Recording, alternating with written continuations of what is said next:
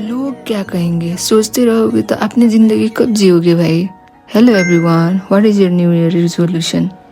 Mine was being happy, loving myself and doing each and everything what makes me happy. Somehow I spent last 2-3 years in dilemma, whatever be the reason, but now I'm clear, everything happens for the reason. जे हुन्छ राम्रैको लागि हुन्छ नि हैन. Guys, don't forget your happiness is within you. अरू कसैको लागि आफ्नो खुसी बर्बाद नगर्नुस्.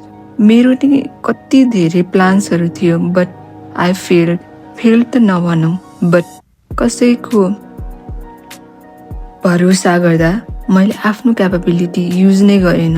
यो 2-3 वर्षमा धेरै कुरा बुझेँ मैले, आफ्नो इनर पिस गुमाएँ. अब यसमा फर्ड कसको यो हिसाब किताब अब म गर्दिनँ.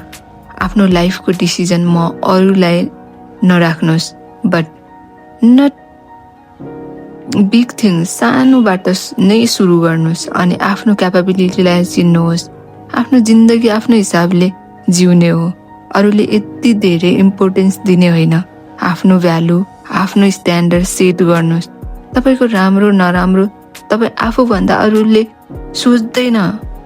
कोही तपाईँको खुसीको ख्याल गर्नेवाला छैन. सो प्लिज आफ्नो न्यु इयर रेजोल्युसनमा एउटा कुरा यो पनि राख्नुहोस् कि मेरो खुसी कम्प्रोमाइज गर्दिन अनि यो कुरालाई सधैँ आफ्नो मनन गर्नुहोस्. Thank you.